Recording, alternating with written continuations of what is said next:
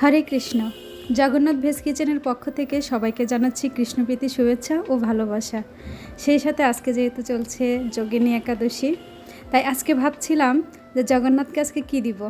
তাই হঠাৎই মাথায় এলো যেহেতু ঝিরিঝিরি বৃষ্টি পড়ছে, তাই একটু মুখরোচক কিছু দিই। তো সেটার জন্য আজকে আমি নিয়ে এসেছি সেই ভাইরাল চিপসটাকে নিয়ে, আলুর চিপস। তো এখন আমি দেখাবো এই আলুর চিপসটা কীভাবে তৈরি করছি আমি। তো প্রথমে আমি এখানে আলু নিয়ে নিয়েছি, মাঝারি সাইজের 4টা আলু নিয়েছি আমি এখানে।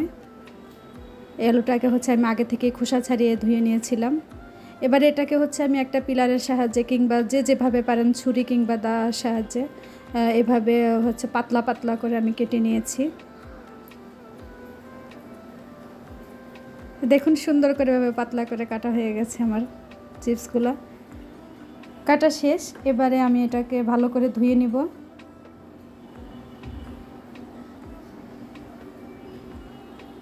আলুটাকে আমি ভালো করে ধুয়ে নিচ্ছি। আমার আলুটা ধোয়া শেষ। দেখুন এবারে এটাকে আমি জল দিয়ে আর একটু লবণ দিয়ে ভিজিয়ে 5 থেকে 7 মিনিটের মতো রেখে দিব। লবণ দিলে এটার মধ্যে ভালো করে লবণটাও ঢুকে যাবে আর আলুটাও সফট হয়ে একটু নরম হয়ে যাবে। এখন আমি একটা কড়াই বসাই দিয়েছি চুলাতে। এটাতে আমি দিয়ে দিচ্ছি 1 বাটি পরিমাণ জল। সেই সাথে আমি দিয়ে দিব এখন আগে থেকে ভিজিয়ে রাখা সাবুদানা। তো এটাকে আমি 2 থেকে 3 ঘন্টার মতো আগে থেকে ভিজিয়ে রেখেছিলাম। এটাকে আমি দিয়ে দিয়েছি জলের মধ্যে। দিয়ে এবার এটাকে আমি ঢেকে দিয়েছি একটু। তো দেখুন এটা যখন বলক চলে এসেছে, এখন আমি এটাকে একটু নেড়ে চেড়ে দিচ্ছি। সাবুদানাটাকে মোটামুটি 5 থেকে 10 মিনিটের মধ্যে এরকম নাড়তে নাড়তে দেখুন এরকম একটা ঘন কনসিস্টেন্সি চলে আসবে। এবারে এটাকে আমি একটা ছাঁকনির মধ্যে ঢেলে নিয়ে এটার যে কাঠটা সেটা নিয়ে নিব, ছেঁকে নিব।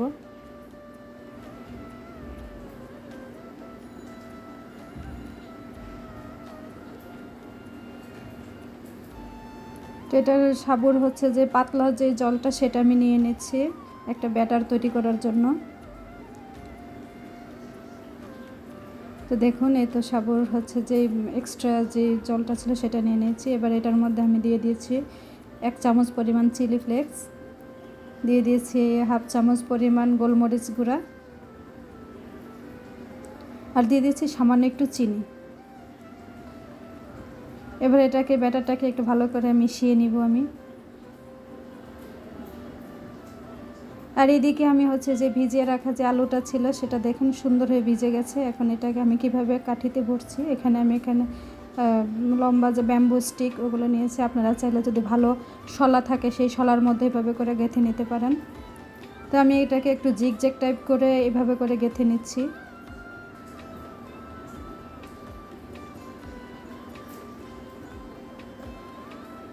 একের পর এক দিয়ে দিয়ে আমি এটাকে এভাবে গেঁথে নিলাম।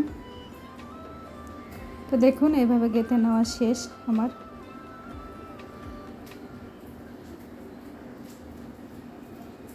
তো প্রত্যেকটা আলুর স্লাইসকে এভাবে ফোল্ড করে করে জিগজ্যাগ করে করে আমি গেঁথে নিয়েছি। ব্যাস গেঁথা শেষ। দেখুন কত সুন্দর লাগছে দেখতে এটাকে। তো এইভাবে আমি সবগুলো করে নিয়েছি। এবারে এটাতে আমার যে করে রাখা যে ব্যাটারটা ছিল সেই ব্যাটারটা এই আলুগুলোর মধ্যে আমি মিশিয়ে নিব।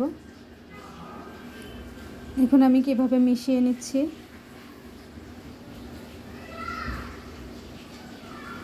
এক্সট্রা যে ব্যাটারটা সেটা এটাকে একটু ঝেড়ে ঝেড়ে ফেলে নিবে এভাবে। এদিকে আমি কড়াইতে তেল গরম দিয়ে দিয়েছি।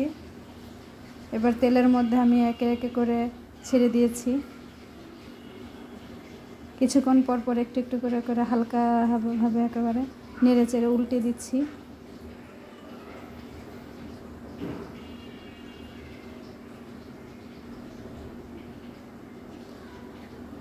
তো খুব অল্প সময়ে এটা করা যায় এবং ঘরে বাচ্চারাও খুব পছন্দ করে এরকমভাবে করে দিলে একাদশী দিন। আর যারা যদি একাদশী দিন ছেড়ে ভাবে আপনারা কর্নফ্লাওয়ার দিয়ে ওভাবে করা যায়। তো যেহেতু আজকে একাদশী দিন আমি এই রেসিপিটা করব, সেই জন্য এটাকে আমি এই সাবুর এই ব্যাটার তৈরি করে আমি এইভাবে নিয়েছি। তো এই তো একটু সময় নিয়ে হচ্ছে চুলাটা একটু লো আঁচে রেখে আমি ভেজে নিয়েছি। দেখুন একদম এগুলো মোটামুটি একেবারে প্রথম অবস্থায় একটু নরম থাকবে, আস্তে আস্তে যখন একটু ঠান্ডা হবে তখন দেখবেন এটা একদম কুরকুরে হয়ে গেছে। তো আমার এই কুরকুরোগুলো রেডি হয়ে গেছে। এবার এখানে আমি আরেকটা মশলা তৈরি করব। এখানে দিয়ে দিয়েছি 1 চামচ পরিমাণ বিট লবণ, দিয়ে দিয়েছি ভাজা জিরার গুঁড়া 1/2 চামচ, আর দিয়ে দিচ্ছি 1/2 চামচ গোলমরিচের গুঁড়ো। তো এটাকে হচ্ছে আমি ভালো করে এখন মিশিয়ে নেব। বাস মেশানো শেষ। এবারে এটাকে আমি একটু একটু করে হচ্ছে এই ভাজা আলুর চিপসগুলোর উপরে দিয়ে দিব। এটা দিয়ে দিলে দেখবেন এটা খেতে খুব দুর্দান্ত হয়। তো এটা ছড়িয়ে দেওয়া শেষ আমার এটা। তো দেখুন এটা দেখতে অনেক সুন্দর হয়েছে এবং খেতেও খুব মজা। তো যদি আপনাদের ভিডিওটি ভালো লাগে থাকে তাহলে অবশ্যই একটা লাইক কমেন্ট করে পাশে থাকবেন। হরে কৃষ্ণ, জয় জগন্নাথ।